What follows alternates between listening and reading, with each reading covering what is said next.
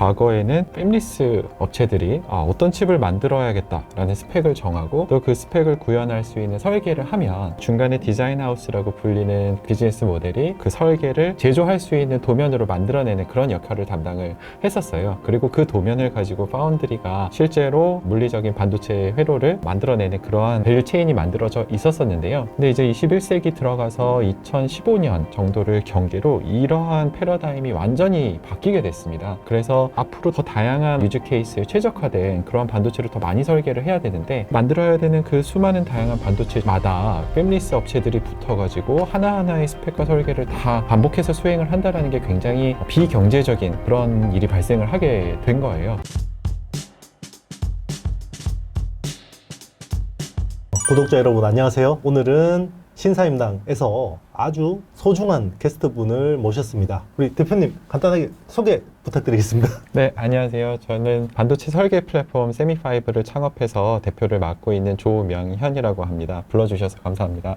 네, 저도 오늘 그 특별 진행자로 인터뷰를 하게 돼서 굉장히 영광입니다. 사실 세미5라는 회사는 우리 뭐 비상장 시장에서는 굉장히 유명한 회사긴 한데 아직까지 잘 모르시는 분들이 계실 수 있으니까 간단하게 회사 소개 좀 부탁드리고 어떤 비즈니스를 하는지만 부탁드리겠습니다. 다들 잘 아시다시피 반도체가 앞으로 점점 더 중요하게 어떤 여러 가지 산업과 기술 영역에서 쓰이고 있는데요. 앞으로 오늘 많은 이야기 나눠보게 되겠지만 이 반도체, 정말 기술적으로 혁신을 가져올 수 있는 그런 반도체를 만들기 위해서는 사실 여러 가지 다양한 유즈 케이스에 맞춰서 설계와 여러 가지 적용되는 기술들을 최적화하는 것이 필요합니다. 그럼 저희 세미5는 기술적인 혁신을 위해서 다양한 반도체가 필요한 다 많은 고객사들을 대상으로 더욱더 쉽게 반도체를 설계하고 또 제조해서 공급받을 수 있도록 도와드리는 그런 설계 플랫폼으로서의 역할을 담당하고 있습니다. 네, 우리 보통 반도체 설계 쪽 생태계를 보면 설계를 하는 회사를 팹리스라고 하잖아요. 그러니까 팹리스 회사들이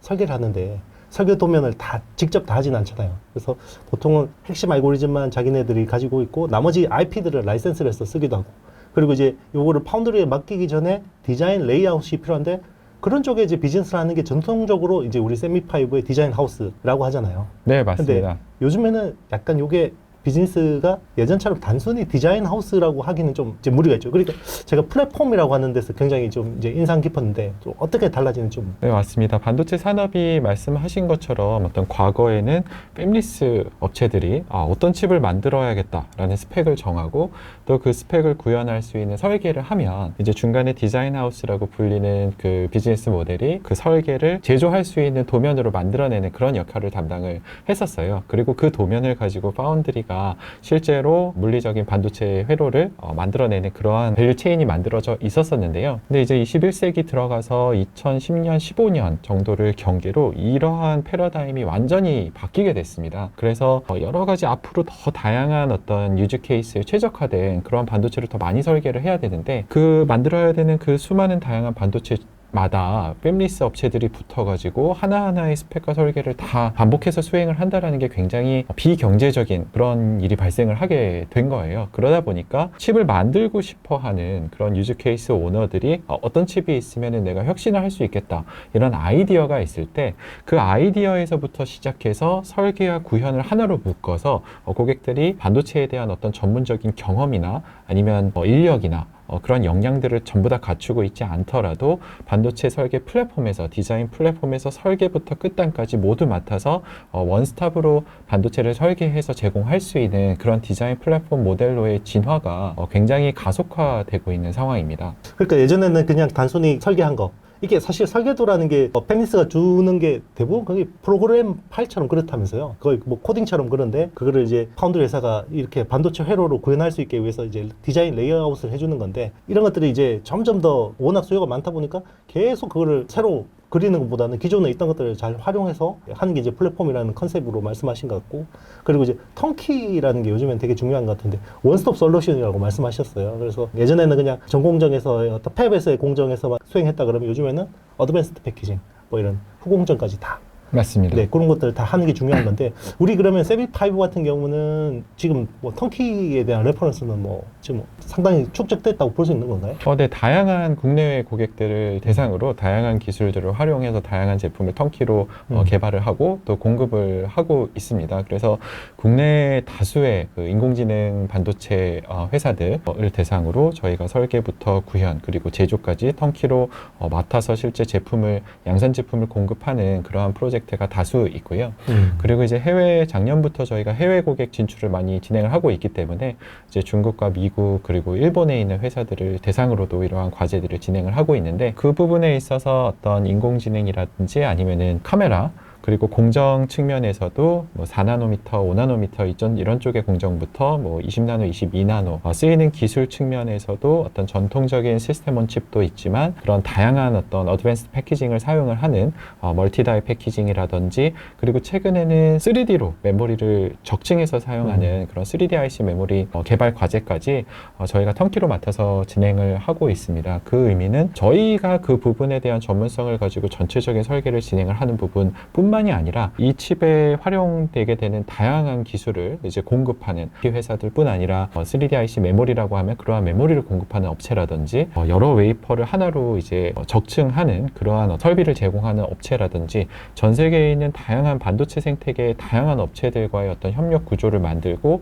그 네트워크를 통해서 고객사는 이러한 것들에 대해서 그렇게 크게 고민하지 않아도 이 글로벌 반도체 생태계를 전부 다 엮어서 그 역량을 하나로 모아서 하나의 솔루션으로 전달하는 그런 턴키 업체로서의 역할을 수행하고 있습니다. 이게 설계, 특히나 파운드리 같은 경우 생태계를 굳이 따져보자 그러면 파운드리 중심으로 이렇게 이제 약간 바인딩 돼 있다고 볼 수 있는 건가요? TSMC 쪽은 VCA라고 해서 밸류 체인 얼라이언스, 그리고 삼성 파운드리 같은 경우는 디자인 솔루션 파트너스.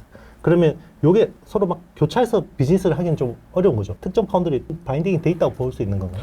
반도체 생태계에서 파운드리가 상당히 그 중요한 무게 중심이 되는 것은 사실입니다. 결국에는 네네. 고성능의 반도체를 만들기 위해서는 최신 공정 기술을 갖고 있는 그러한 이제 팹에서 타겟으로 설계가 진행이 되어야 되고 그리고 거기서 이제 제조가 돼야 되는 부분이 있기 때문에 이런 삼성 파운드리나 TSMC, 뭐 글로벌 파운드리가 각각 가지고 있는 공정을 타겟으로 이제 제품이 만들어질 때 그 공정, 그 파운드리와 연계되어 있는 에코시스템을 중심으로 개발이 이루어지게 되죠. 하지만 이제 IP 업체 같은 경우에도 다양한 파운드리를 타겟으로 다양한 IP의 버전을 만들게 되고 또 패키징을 하는 오색 같은 업체도 당연히 다양한 파운드리와 협력을 병행해서 진행을 하고 있습니다. 그리고 저희 세미파이브 같은 경우에도 이제 선단 공정은 삼성 파운드리와 아주 밀접한 그런 협력을 진행을 하고 있고 또 노후 공정 같은 경우에는 글로벌 파운드리와도 협력이 굉장히 많이 이루어지고 있기 때문에 하나의 어떤 파운드리를 중심으로 한 에코시스템이 있지만 또 그 안에서는 다양한 업체들이 다양한 네트워크를 이루면서 고객이 필요로 하는 기술과 생산 캐파시티를 전달할 수 있는 그러한 구조를 만들고 있습니다. 이게 제가 여쭤보는 맥락은 사실 국내 이제 디자인 솔루션 파트너스 회사 같은 경우는 원래 TSMC 쪽으로 하다가 사실 이제 삼성 DSP 쪽으로 들어오면서 사실 TSMC하고 관계를 정리를 할 수밖에 없더라고요. 그래서 적어도 이제 레거시 공정인 글로벌 파운드리스나 UMC 같은 회사들은 모르겠지만 삼성 파운드리하고 TSMC가 교차되는 거는 조금 쉽지 않다. 현재 사실 업계 전반으로 네. 본다라면은 양쪽을 교차해서 일을 하는 업체들이 없는 것은 아닙니다. 베리실리콘이라든지 소시오넥스트라든지 양쪽 파운드리를 타겟으로 하는 그러한 그 디자인 설계 회사로서의 전략도 존재를 하고요. 그렇지만 말씀하신 것처럼 선단 공정이라는 게 굉장히 어렵고 큰 기술이기 때문에 당연히 그 각각의 파운드리는 본인들의 기술과 또 생태계 이러한 정보들을 프로텍트 해야 되는 그러한 그 필요성이 있는 것이고 자연스럽게 어떤 설계 회사가 하나의 파운드리하고만 중점적으로 협력을 하게 되면 이제 그 부분에서는 더 깊은 기술 영역까지 먼저 들어가서 준비되고 있는 새로운 기술 영역이라든지 아니면은 새롭게 이제 떠오르는 그러한 어떤 핵심 영역에서 더 큰 역할을 할 수 있는 기회가 생기게 되는 것이고요. 반대급부로는 이제 한쪽 에코시스템에 집중을 해야 되는 그런 반대급부는 있을 수 있는 것이죠. 그래서 전략적인 어떤 장점과 단점이 있을 수 있습니다. 근데 저희 세미파이브 같은 경우에는 저희가 초점을 맞추고 있는 과거의 팹리스 그리고 범용 반도체를 중심으로 한 그런 에코시스템이 앞으로 더 어떤 공정도 중요하지만 각각의 유즈 케이스에 최적화해서 설계로서 어떤 혁신과 가치를 이끌어낸다. 이러한 패러다임으로 바뀌고 있는 그러한 상황에서는 저희는 이제 한 파운드리에 집중을 해서 새로운 기술로서 새로운 영역, 기술이 적용되는 영역을 넓혀나가는 그러한 전략에 훨씬 더 큰 힘이 있다라고 생각을 하고, 그리고 또 그러한 부분에서 좀 그린필드로 그 영역을 성장해 나갈 수 있는 그 파운드리 생태계의 성장에 저희도 기여를 할 수 있고, 또 반대로 그것을 통해서 저희도 이제 저희의 성장에도 이제 힘을 받을 수 있는 그런 삼성 파운드리와의 협력에서 굉장히 큰 전략적인 이점을 얻고 있습니다. 어쨌든 이제 뭔가 딱 우리가 바인딩된 회사입니다라고 하기는 그렇지만 삼성 파운드리하고 긴밀한 협력을 하는 것은 분명하다. 물론입니다. 네, 그래서 앞으로 이제 삼성 파운드리의 어떤 약진이 우리 회사 성장에서 굉장히 중요하다. 이렇게 인식하면 되겠습니까? 맞습니다. 그리고 네네. 세미5의 약진이 삼성 파운드리의 약진에 도움이 될 것 같습니다. 그러면 그 국내에서 보면 사실 우리 투자자들이 주로 보는 채널인데 DSP라고 그러면 사실 이게 어떤 회사가 더 잘하고 못하고 이게 사실 업계에 계시지 않으면 잘 알 수가 어렵잖아요. 그래서 디자인 솔루션 파트너스 회사라면 이제 저희 투자자들 입장에서는 사실 인력을 보거든요. 핵심 인력들이, 연구개발 인력들이 얼마나 되냐. 그러면 이 회사가 물론 이제 그 프로젝트의 레퍼런스도 중요하겠지만 이제 막 그 스타트하는 회사들은 그런 것까지 알기가 어려우니까 인력이 많으면 좀 실력이 좋은 회사다 이런 인식이 있는데 혹시 거기에 대해서는 어떻게 생각하십니까? 사실 맞는 말씀이시기는 한데 네네. 근데 조금 더 면밀하게 밑으로 들어가서 어떤 근본적인 부분을 살펴볼 필요는 있을 것 같습니다. 그래서 제가 바라볼 때 이 기존의 디자인 하우스가 디자인 플랫폼으로 진화하는 과정에서 그러한 어떤 디자인 플랫폼으로서 성공을 하겠다, 어떤 큰 가치를 만들고 성장하겠다라고 하는 회사들을 평가할 때는 기술적인 측면에서 두 가지를 봐야 된다라고 생각을 해요. 첫 번째는 커버리지, 그리고 두 번째는 efficiency, 효율성입니다. 무슨 말이냐? 커버리지라는 것은 설계 부분에서 얼마나 그 반도체 개발에 필요한 모든 다양한 영역을 주도적으로 이 회사가 수행을 할 수 있느냐입니다. 기존의 디자인 하우스 같은 경우에는 말씀하셨던 것처럼 고객이 끝낸 설계를 도면화하는 이거를 이제 구현이라고 표현을 한다면 이제 구현의 역량이 집중되어 있는 부분이 많았어요. 그러면 물론 그 구현 영역에서 정말 업계 최고 수준의 베테랑들이 있으면 인력 수준이 높다라고 할 수는 있겠으나 그런 경우에도 만약에 그 회사의 역량이 구현 영역에만 집중이 되어 있다라면은 그러면은 이 회사는 설계 영역에서는 사실 고객을 도와줄 수가 없는 것이죠. 그래서 처음에 내가 어떤 인공지능을 사용을 해서 오디오에 관련된 디바이스를 만드는데 이거를 예전에는 다른 TI나 다른 반도체 팹리스 업체들이 만드는 칩을 사서 썼는데 더 이상은 이제 이들 팹리스가 더 이상은 그 같은 가격에 훨씬 더 좋은 칩을 시장에 출시를 못하고 있는 상황에서 그렇다면은 내 디바이스를 더 계속해서 차별화를 시키려면은 나만의 칩을 만들어야겠다. 이런 아이디어와 이런 어떤 필요성을 느끼는 고객들이 굉장히 많아지고 있거든요. 그런데 만약에 디자인 하우스가 굉장히 높은 수준의 기술 역량을 갖고 있지만 그것이 구현에 치중되어 있다라면은 이 고객사는 이 디자인 하우스랑 일을 해서 반도체를 만들 수가 없는 거예요. 왜냐하면 오디오 측면에서는 내가 이런 어플리케이션 스펙을 갖고 있지만 칩 스펙을 그 어플리케이션 스펙을 만들기 위해서 이런 칩 스펙을 만들어야 되고 그 칩 스펙을 구현을 하기 위해서 이런 아키텍처를 짜야 되고 이 아키텍처를 짜고 나서는 각각의 서브 시스템을 설계를 해야 되고 그 다음에 구현을 한 다음에 거기서 또 끝이 아닙니다. 구현이 끝나면 비록 제조는 당연히 파운드리의 팹에서 이루어지겠지만 앞에 아키텍처부터 다 설계를 가져왔기 때문에 그러면 이 칩을 사용하기 위해서는 어떤 시스템 소프트웨어를 준비를 해줘야 되고 오퍼레이팅 시스템을 올릴 것 같으면은 리눅스 기반으로 돌아가는 어떤 그런 BSP나 이런 것들을 다 준비를 해줘야 되고 이런 것들을 실제로 최대 성능으로 동작한다라는 걸 검증할 수 있는 그런 시스템 레벨 엔지니어링까지의 역량이 모두 갖춰져야지 이 오디오 디바이스를 만드는 디바이스 업체에게 진정으로 커스텀 반도체 솔루션을 제공을 할 수 있는 것이거든요. 그렇기 때문에 먼저 디자인 플랫폼을 하겠다라고 한다라면은 구현 부분뿐만이 아니라 스펙, 설계, 아키텍처, 그리고 검증, 시스템 레벨 엔지니어링, 시스템 소프트웨어 이렇게 역량이 폭넓게 이 커버리지를 갖고 있는지를 먼저 보셔야 될 것 같습니다. 그래서 저희 세미5 같은 경우에도 예를 들면 저희 그 박성호 사장님 같은 경우에는 예전에 삼성에서 시스템 LSI SoC 개발 실장을 담당을 하시면서 삼성에서 개발하는 엑시노스 포함해서 모든 SoC의 개발에 총 책임을 지신 분이시고요. 그래서 엑시노스면 다들 아시겠지만 이제 전 세계 갤럭시 스마트폰에 들어가는 대장 칩인데 이제 이러한 칩이 실제로 개발이 돼서 시스템에서 문제없이 사용이 되는 그 전체 과정을 이제 관리 감독을 하신 분이시기 때문에 전체적인 시야를 가지고 계시고, 그리고 또 저희가 창업 초기부터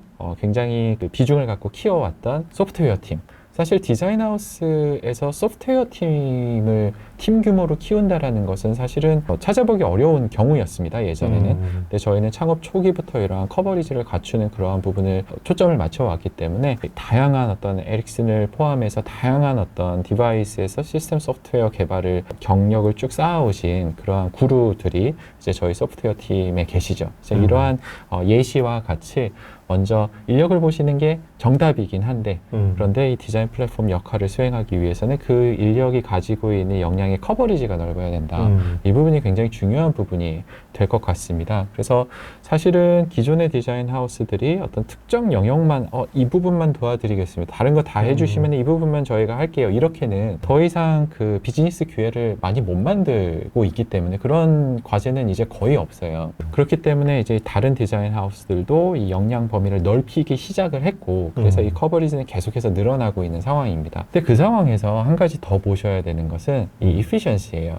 그래서 만약에 사람을 100명, 200명 키워서 정말 모든 영역을 할 수 있는 각각의 전문가들이 다 있어서 칩을 다 만들 수 있다, 그렇게 된다고 하더라도 만약에 기존의 방식대로 칩을 설계를 했을 때 예를 들어서 한 80명, 100명 정도의 사람이 열심히 일을 해야 칩 하나를 만들 수 있다. 그런데 내가 그러한 그 다양한 인력들을 이렇게 모셔가지고 200명의 팀을 만들었어요. 그러면 칩을 만들 수는 있겠죠. 근데 거기서 새로운 수준의 효율성이 확보되지 않는다면은 그 200명의 인력을 가지고 2개 과제하는 거예요, 1년에. 근데 그렇게 돼서는 사실은 각각의 고객사들이 가져왔었던 그런 어떤 그런 부담, 리스크, 그거를 떠안는 거에 그치게 될 수도 있거든요. 그래서 여기서 중요한 것은 이 200명이 모여서 전체 그 스펙부터 아키텍처, 설계, 구현, 나중에 시스템 레벨 엔지니어링까지 그 흘러가는 모든 플로우를 가능한 통합을 하고 자동화를 하고 또 여러 가지 과제를 할 때 재사용성을 높여서 이것들을 다 모았더니 원래는 100명이 하나의 칩을 하는 구조였는데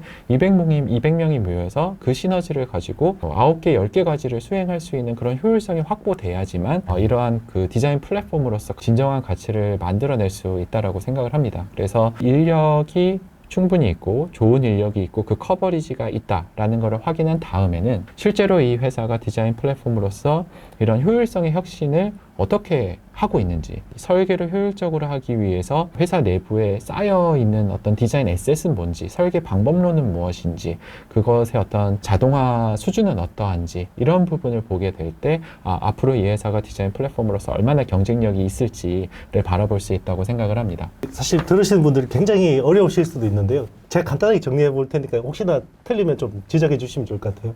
그러니까 이 인력의 정량을 보는 건 맞는데, 이게 이제 이 회사의 역량인 건 맞는데, 예전처럼 단순하게 이제 이런 디자인 레이아웃 하는 이쪽 비즈니스는 중요하지 않고 그 프론트엔드, 백엔드까지 이게 쫙 펼쳐지고 있는데 그 인력의 정성적인 부분이 중요하다. 그래서 아키텍처 그리고 소프트웨어 적용 이런 쪽까지 다양한 인력들이 그 분야에서 스페셜리스트들을 가지고 있는 게 되게 중요하고, 그리고 만약에 4나노 공정 하나 프로젝트 하는데 200명을 써가지고 전담 투입해서 하면 만들기는 만드는데 이거는 효율적이지 않다. 그렇지만 우리 세미5 같이 경쟁력 있는 회사들은 이미 자동화들이 많이 돼 있기 때문에 예를 들면 200명이 쓸 걸 우리는 100명이나 80명으로 구현할 수 있는 게 이게 효율성이다. 맞습니까? 너무 정확하게 말씀해 주셨습니다. 이 역할을 바꾸는 게 더 좋지 않을까 싶은데 한 가지만 말씀을 드리자면 레이아웃이 중요하지 않은 것은 아니고 오히려 더 공정이 어려워지고 하이스피드 인터페이스가 굉장히 기술적으로 요구 수준이 높아지면서 레이아웃을 확실하게 잘할 수 있다. 이건 엄청난 가치, 오히려 예전보다도 더 큰 가치를 가지게 됐어요. 하지만 그것만으로는 이 비즈니스 모델을 만들 수가 없게 된 거죠. 그래서 이 전체 역량을 갖춰야지만 디자인 플랫폼 역할을 할 수 있는 회상이 된 것이죠. DSP 업체들의 어떤 역량을 알아보기 위해서는 사실 그냥 이제 단순 재무제표 이런 거 가지고만 이제 파악하기는 굉장히 어렵다. 그래서 여러분들이 좀 더 관심을 가지고 이쪽 산업에 조금 더 이제 한 발 더 깊숙하게 들어와서 분석하는 게 더 중요할 것 같다. 이런 생각이 듭니다.